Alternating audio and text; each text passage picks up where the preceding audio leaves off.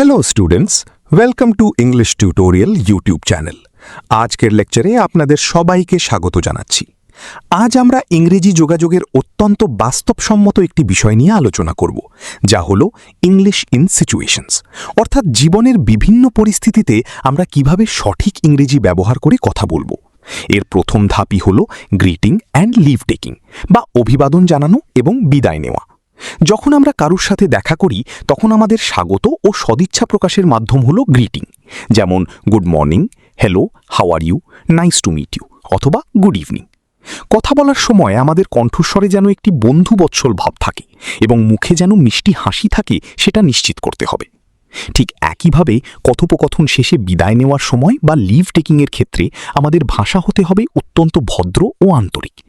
বিদায় নেওয়ার সময় আমরা বলতে পারি good bye, see you later, have a nice day, take care অথবা it was nice talking to you। এই ছোট ছোট বাক্যগুলো যে কোনো সম্পর্কের শুরু ও শেষকে দারুণ ইতিবাচক করে তোলে। স্লাইড 2, অনুরোধ করা, গ্রহণ করা এবং প্রত্যাখ্যান করা, মেকিং অ্যান্ড গ্রান্টিং / রিফিউজিং রিকোয়েস্টস। বাস্তব জীবনে আমাদের প্রায়ই একে অপরের কাছে বিভিন্ন বিষয়ে সাহায্য বা অনুরোধ করতে হয়। ইংরেজি ভাষার ক্ষেত্রে অনুরোধ করার কিছু নির্দিষ্ট ভদ্র নিয়ম রয়েছে। আমরা যখন কাউকে কোনো অনুরোধ করব, মেকিং রিকোয়েস্টস, তখন প্লিজ, কুড বা উডের মতো মার্জিত শব্দ ব্যবহার করা উচিত। যেমন could you help me, can you please pass the pen, would you mind closing the window অথবা may I use your phone. এখন কেউ যদি আপনাকে এমন অনুরোধ করে তবে আপনি তা সানন্দে গ্রহণ করতে পারেন, গ্রান্টিং রিকোয়েস্টস এই বলে sure, I'd be happy to, of course অথবা নো প্রবলেম। কিন্তু পরিস্থিতি যদি এমন হয় যে আপনি তার অনুরোধটি রাখতে পারছেন না, তবে বিনীতভাবে তা প্রত্যাখ্যান, রিফিউজিং রিকোয়েস্টস করতে হবে। রুক্ষভাবে না না বলে আমরা বলতে পারি I am sorry, I can't, I'd love to but I am busy now অথবা I wish I could but.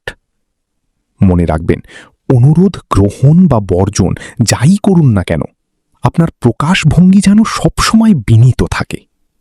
Slide 3, প্রশ্ন করা এবং তথ্য বা দিক নির্দেশনা দেওয়া, queries and giving information or direction. রাস্তায় চলার সময় বা দৈনন্দিন নানা কাজে আমাদের অনেক কিছু জানার প্রয়োজন হয়।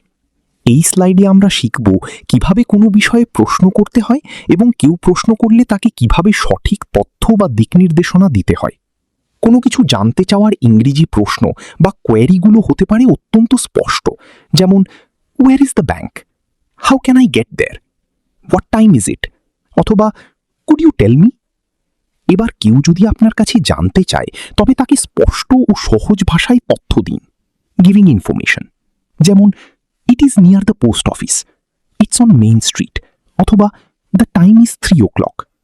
আবার কাউকে রাস্তা বা কোনো জায়গার দিক নির্দেশনা দেওয়ার সময় ধাপে ধাপে পরিষ্কার করে বলতে হবে, যেমন গো স্ট্রেট, সোজা যান, turn left at the traffic signal, traffic সিগন্যালে বামে মোড় নিন, টেক দ্য অথবা may I use your phone. এখন কেউ যদি আপনাকে এমন অনুরোধ করে তবে আপনি তা সানন্দে গ্রহণ করতে পারেন, গ্রান্টিং রিকোয়েস্টস এই বলে sure, I'd be happy to, of course অথবা নো প্রবলেম। কিন্তু পরিস্থিতি যদি এমন হয় যে আপনি তার অনুরোধটি রাখতে পারছেন না, তবে বিনীতভাবে তা প্রত্যাখ্যান, রিফিউজিং রিকোয়েস্টস করতে হবে। রুক্ষভাবে না না বলে আমরা বলতে পারি I am sorry, I can't, I'd love to but I am busy now অথবা I wish I could but. মনে রাখবেন, অনুরোধ গ্রহণ বা বর্জন যাই করুন না কেন, আপনার প্রকাশভঙ্গি যেন সবসময় বিনীত থাকে। স্লাইড 3, প্রশ্ন করা এবং তথ্য বা দিক নির্দেশনা দেওয়া, queries and giving information or direction. রাস্তায় চলার সময় বা দৈনন্দিন নানা কাজে আমাদের অনেক কিছু জানার প্রয়োজন হয়। এই স্লাইডে আমরা শিখব কিভাবে কোনো বিষয়ে প্রশ্ন করতে হয় এবং কেউ প্রশ্ন করলে তাকে কিভাবে সঠিক তথ্য বা দিক নির্দেশনা দিতে হয়। কোনো কিছু জানতে চাওয়ার ইংরেজি প্রশ্ন বা কোয়েরিগুলো হতে পারে অত্যন্ত স্পষ্ট, যেমন where is the bank, how can I get there, what time is it অথবা কুড ইউ টেল মি। এবার কেউ যদি আপনার কাছে জানতে চায় তবে তাকে স্পষ্ট ও সহজ ভাষায় তথ্য দিন, গিভিং ইনফরমেশন। যেমন it is near the post office, it's on main street, অথবা দ্য টাইম ইজ 3 o'clock। আবার কাউকে রাস্তা বা কোনো জায়গার দিক নির্দেশনা দেওয়ার সময় ধাপে ধাপে পরিষ্কার করে বলতে হবে, যেমন গো স্ট্রেট, সোজা যান, turn left at the traffic signal, traffic সিগন্যালই বামে মোড় নিন, টেক দ্য রাইট, অথবা it's across from the park. এখানে মূল কথা হলো প্রশ্ন করার সময় স্পষ্টভাবে বলুন এবং তথ্য দেওয়ার সময় ধাপে ধাপে সহজ নির্দেশ দিন। স্লাইড 4, বস্তু এবং প্রক্রিয়ার বিবরণ দেওয়া, ডেসক্রাইবিং অবজেক্টস অর প্রসেস।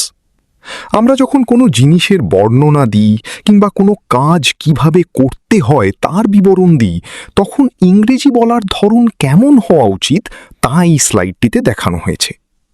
বস্তুর বিবরণ, ডেসক্রাইবিং অবজেক্টস। কোনো বস্তুর বর্ণনা দেওয়ার সময় আমাদের উপযুক্ত বিশেষণ বা অ্যাডজেক্টিভ ব্যবহার করতে হয় যা তার বৈশিষ্ট্যগুলো ফুটিয়ে তোলে। যেমন কোনো পাত্র বা অলংকারের বর্ণনা দিতে আমরা বলতে পারি it is round and shiny, it is formed of wood, it is big and heavy, অথবা it has a smooth surface. প্রক্রিয়ার বিবরণ, ডিসক্রাইবিং প্রসেস। কোনো কাজের প্রক্রিয়া বা রেসিপি বর্ণনা করার সময় আমাদের ধাপে ধাপে এবং ক্রমানুসারে সিকোয়েন্স ওয়ার্ডস ব্যবহার করতে হয়। যেমন চা তৈরির প্রক্রিয়া আমরা বলতে পারি 1. Boil water, 2. Add tea leaves, 3. Add milk and sugar, 4. Stir well, 5. Tea is ready to serve. এভাবে ক্রমানুসারে বললে শ্রোতার পক্ষে যে কোনো প্রক্রিয়া বোঝা খুব সহজ হয়। স্লাইড 5, ঘটনা বর্ণনা করা এবং ধারাভাষ্য দেওয়া, ন্যারেটিং ইভেন্টস অ্যান্ড কমেন্ট্রি। জীবনের কোনো গল্প, অতীত অভিজ্ঞতা বা ঘটনা অন্যের কাছে গুছিয়ে বলাকে বলা হয় ন্যারেটিং ইভেন্টস। ঘটনা বর্ণনা করার প্রধান নিয়ম হল সবকিছু একদম ক্রমানুসারে বা সিকোয়েন্সে বলতে হবে, যাতে শ্রোতা পুরো বিষয়টি পরিষ্কার বুঝতে পারেন। যেমন আমরা বলতে পারি yesterday I went to the market, first we reached the station, then we bought our tickets, finally we reached home safely. এর পাশাপাশি আরেকটি বিষয় হল কমেন্টারি বা ধারাভাষ্য দেওয়া। কমেন্ট্রি হল কোনো চলমান বা ঘটে যাওয়া ঘটনার উপর নিজের মতামত বা প্রতিক্রিয়া, গিভিং ওপিনিয়নস ও রিয়াকশনস প্রকাশ করা। এটি হতে হবে অত্যন্ত সৎ এবং গঠনমূলক। যেমন আমরা বলতে পারি in my opinion it was a great decision, I think the team played well, this shows how important team work is, অথবা ইট ওয়াজ আ মেমোরেবল এক্সপিরিয়েন্স। স্লাইড 6, প্ররোচনা এবং অনুপ্রেরণা দেওয়া, পারসুয়েশন অ্যান্ড মোটিভেশন। ইংরেজি কথা বলার মাধ্যমে আমরা কিভাবে কাউকে কোনো বিষয়ে রাজি করাতে পারি কিংবা কাউকে মানসিকভাবে উৎসাহিত করতে পারি তা এই স্লাইডে আলোচনা করা হয়েছে। প্ররোচনা, পারসুয়েশন। পারসুয়েশন মানে হলো আপনার কোনো আইডিয়া বা ভাবনার সপক্ষে অন্যকে যুক্তি দিয়ে রাজি করানো। এর জন্য আপনাকে ইতিবাচক শব্দ এবং শক্তিশালী কারণ, স্ট্রং রিজনস ব্যবহার করতে হবে। যেমন you should join this course, it will be beneficial for you, think about the future, অথবা I strongly believe this is right. অনুপ্রেরণা, মোটিভেশন। মোটিভেশন মানে হলো কাউকে কোনো কাজ করার জন্য বা ভেঙে পড়া অবস্থা থেকে টেনে তোলার জন্য উৎসাহিত করা। এর জন্য আমাদের উৎসাহব্যঞ্জক বা এনকারেজিং টোন ব্যবহার করতে হবে। যেমন you can do it, believe in yourself, never give up, অথবা keep trying, success will come. এই শব্দগুলোর মধ্যে এক অদ্ভুত শক্তি থাকে যা সামনের মানুষের আত্মবিশ্বাস বাড়িয়ে দেয়। স্লাইড 7, অভিযোগ এবং ক্ষমা প্রার্থনা, কমপ্লেন্টস অ্যান্ড অ্যাপোলজিস। বাস্তব জীবনে সব পরিস্থিতি সবসময় অনুকূলে থাকে না। কখনো কখনো আমাদের কোনো বিষয়ে অসন্তোষ বা অভিযোগ জানাতে হয়, আবার নিজের কোনো ভুলের জন্য ক্ষমাও চাইতে হয়। অভিযোগ, কমপ্লেন্টস। যখন কোনো সার্ভিস বা জিনিস আশানুরূপ হয় না তখন অভিযোগ করার সময় আমাদের রেগে না গিয়ে অত্যন্ত শান্ত স্থির থেকে অনেস্ট অ্যান্ড কাম কথা বলতে হবে। যেমন, I am not satisfied with the service, the food was cold, you are always late, অথবা দিস ইজ আনঅ্যাকসেপ্টেবল।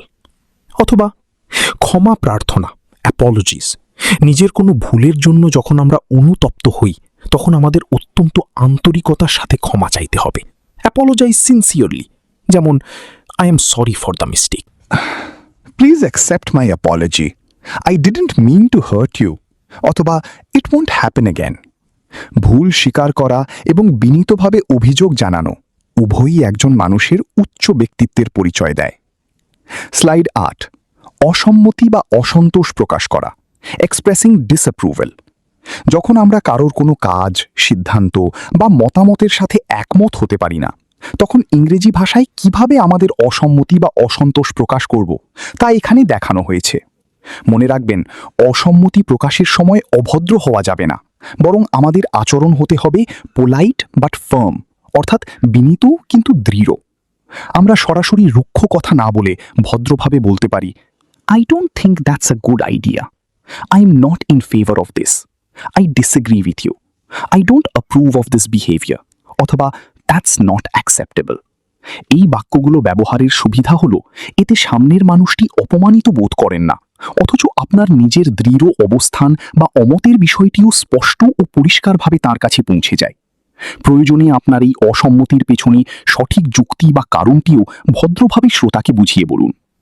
স্লাইড ৯। সতর্ক করা এবং সাবধানবাণী দেওয়া, অ্যালার্টিং অ্যান্ড ওয়ার্নিং। কখনো কখনো আমাদের চারপাশের কোনো বিপজ্জনক পরিস্থিতি সম্পর্কে অন্যকে দ্রুত সচেতন বা সতর্ক করতে হয়। এই ক্ষেত্রে প্রধান নিয়ম হলো আমাদের শব্দগুলো হতে হবে অত্যন্ত শক্তিশালী এবং পরিষ্কার। ইউজ স্ট্রং অ্যান্ড ক্লিয়ার ওয়ার্ডস, যাতে মানুষ তৎক্ষণাৎ সচেতন হতে পারে। সতর্ক করা, অ্যালার্টিং। কাউকে কোনো আকস্মিক পরিস্থিতি সম্পর্কে অ্যালার্ট বা সচেতন করতে আমরা বলতে পারি, look out, attention please, heads up, অথবা বি কেয়ারফুল। সাবধানবাণী, ওয়ার্নিং।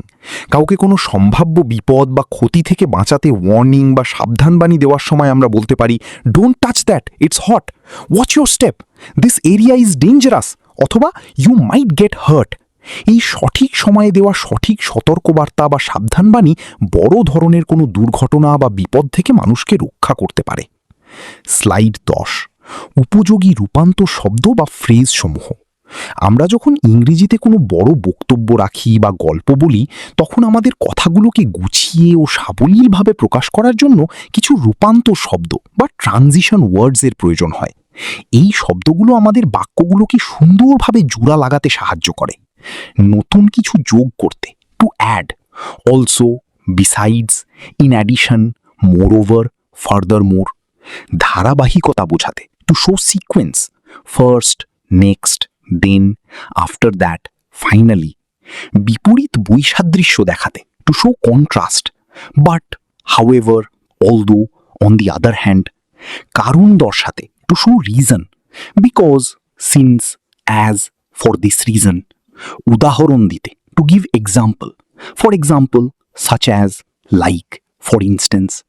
উপসংহার টানতে, to conclude, in conclusion, to sum up, overall, in short. কথোপকথনে এই শব্দগুলোর সঠিক ব্যবহার আপনার ইংরেজিকে অনেক বেশি পেশাদার ও অর্গানাইজড করে তুলবে। স্লাইড ১১। যে কোনো পরিস্থিতিতে কার্যকরভাবে ইংরেজি বলার টিপস। আপনি যে কোনো পরিস্থিতিতেই থাকুন না কেন, ইংরেজিতে দারুণ ও কার্যকরভাবে কথা বলার জন্য এখানে একটি ইউনিভার্সাল চেকলিস্ট বা গাইডলাইন দেওয়া হয়েছে। ১. সবসময় সম্পূর্ণ স্পষ্টতা এবং আত্মবিশ্বাসের সাথে কথা বলুন। ২. সহজ এবং সঠিক ব্যাকরণসম্মত ভাষা ব্যবহার করুন, অতিরিক্ত কঠিন শব্দের প্রয়োজন নেই। ৩. কথা বলার আগেই সামনের মানুষের কথা অত্যন্ত মনোযোগ দিয়ে এবং যত্ন সহকারে শুনুন। ৪. পরিস্থিতির সাথে মানানসই কণ্ঠস্বরের এবং ইতিবাচক বডি ল্যাঙ্গুয়েজ ব্যবহার করুন। ৫.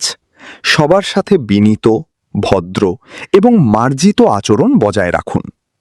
মুখ থেকে কথা বের করার আগে নিজের মনে চিন্তাগুলোকে একটু গুছিয়ে নিন।